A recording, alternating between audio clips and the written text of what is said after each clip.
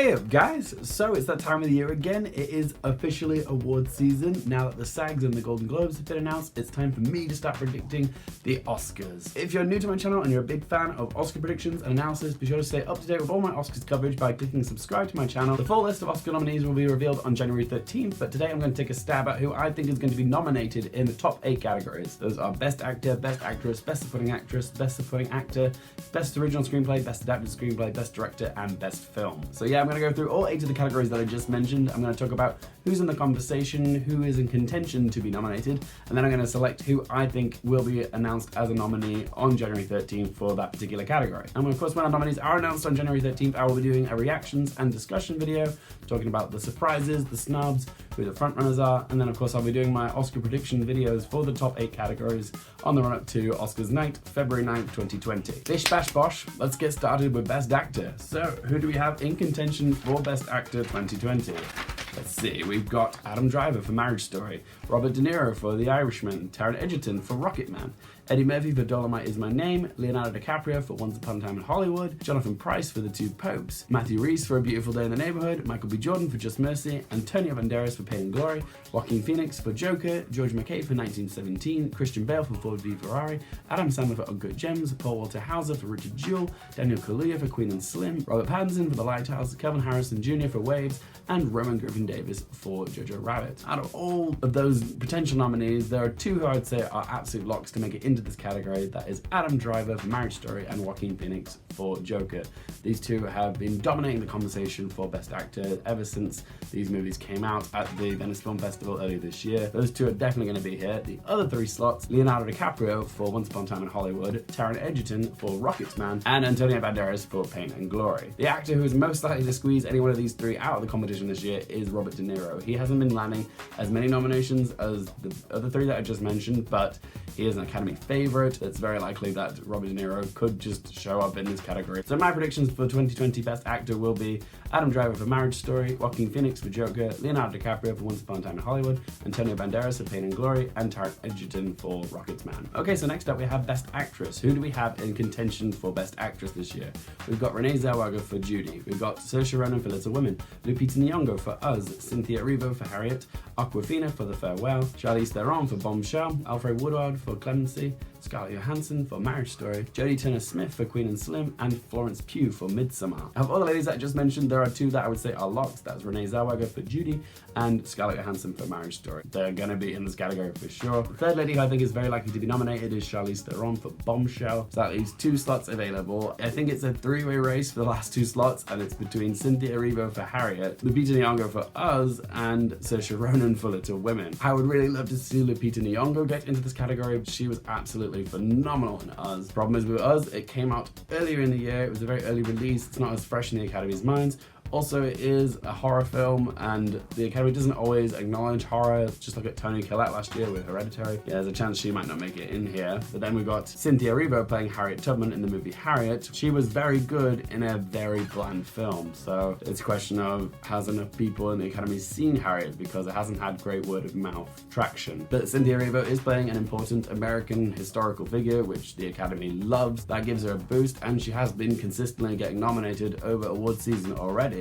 However, she also wrote the song Stand Up for the Harriet film, and what the Academy might do is they might honor her for Best Song with the nomination, but they might not give her a slot in Best Actress, so someone else can get nominated. And then we've got Saoirse Ronan, who is in Element, playing Jo March in Greta Gerwig's interpretation of Little Women, and she's an Academy favorite as well. She has been nominated 3 times before, so yeah, the Academy knows her, they like her. She has a little bit of an edge in terms of how fresh the movie is in the Academy's minds. It's between these 3. So my predictions for Best Actress 2020 will be Renee Zellweger for Judy, Charlize Theron for Bombshell, Scarlett Johansson for Marriage Story, Cynthia Erivo for Harriet, and Lupita Nyong'o for Us. If Saoirse Ronan does make it in, I won't be surprised at all. I just feel like the Academy is going to be aware that Cynthia Erivo and Lupita Nyong'o are going to bring more diversity to the range of acting nominees this year, so it's most likely that they're going to get in. Right, so next up we have Best Original Screenplay, and the films that are in contention this year for Best Original Screenplay are Marriage Story, Parasite, Knives Out, Once Upon a Time in Hollywood, The Farewell, Pain and Glory, Waves, 1917, Bombshell, Booksmart, Dolomite Is My Name, and Us. For Best Original Screenplay, the ones I feel quite confident that are going to show up here are Parasite, Marriage Story, and Once Upon a Time in Hollywood. These films are most likely going to get nominated for Best Picture, and they should get a nomination for Best Original Screenplay. So those are the three I'm pretty certain are locks, and then that just leaves 2 slots available. If there were any justice in the world, films like Booksmart and Us would get a nomination because of their originality, but sadly it's just not going to happen. However, I do feel quite confident The Farewell is going to show up here. The word of mouth around this film is good. It's a very personal film to Lulu Wang. I just don't see her getting a nomination for Best Director, but I feel like the Academy will want to honor her in some respect, and they will give her a nomination for writing, which leaves 1 spot available. It's kind of a toss-up, I think, actually, between Pedro Almodovar's Pain and Glory, and then we've got Bombshell, which is a bit more topical, a bit more relevant. For me, it's a coin toss, but I'm gonna give the edge to Bombshell just because I think it's a little fresher in the Academy's mind. So my predictions for the Best Original Screenplay 2020 are Parasite, Once Upon a Time in Hollywood, Marriage Story, The Farewell, and Bombshell. All right, so let's move on to Best Adapted Screenplay. Who do we have in contention this year? We have The Irishman, Little Women, Jojo Rabbit, A Beautiful Day in the Neighborhood, Joker, Ford v Ferrari, The Two Popes, Just Mercy, and Toy Story 4. The locks for this category are again the films that I think are going to be nominated for Best Picture, and for me, the locks are definitely going to be The Irishman and Little Women, and then there's 3 slots left available, and I think those are going to go to Joker, The Two Popes, and Jojo Rabbit. Some of you might be thinking, really, Jojo Rabbit? Well, it is a bit of a divisive film, but a lot of people do love it, and I think the Academy are going to want to nominate it somewhere, and because it did win the People's Choice Award at TIFF, it always gets nominated, that film, for Best Picture, so I'm feeling like it is definitely going to be in this category as well. Who knows, maybe something like Ford v Ferrari, if it's popular with the Academy, it could sneak in here, move any one of these films out.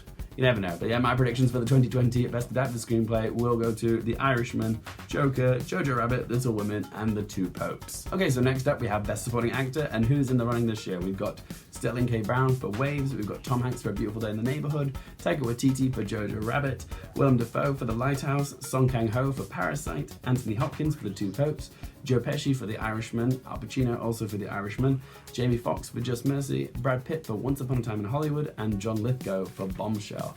When it comes to this category, there's one person who I would say is a lock, and probably the early frontrunner as well, and that is Brad Pitt for Once Upon a Time in Hollywood. When it comes to the other 4 slots, it's a little bit more open, but the 2 that I would say are pretty much guaranteed to be here are Joe Pesci and Al Pacino, both for The Irishman. As for the other 2 slots, it's a bit trickier to call. You can make an argument for Tom Hanks because he hasn't been nominated since back in 2000 when he was nominated for Castaway, so he is definitely long overdue. He was magnificent as Fred Rogers. Maybe this is Tom Hanks's year, but I think the person to keep an eye on really is Song Kang-ho for Parasite, because you just can't deny the impact that Parasite has made. It's universally loved, this film. I haven't found a single person that doesn't love Parasite yet. The Academy is going to want to honor it in an acting department somewhere, and I feel like Song Kang-ho is the most likely person to get nominated for his performance in Parasite. I do think that Song Kang-ho does have a chance. There's also an argument you can make for Jamie Foxx for his performance in Just Mercy. He was getting universal praise for his performance, but I wouldn't say with certainty that he is going to be here. So yeah, there's a few contenders for the last 2 slots, but I'm going to go with my gut, and I'm going to say that the nominees for Best Supporting Actor at the 2020 Oscars will be Brad Pitt for Once Upon a Time in Hollywood, Al Pacino and Joe Pesci, both for The Irishman,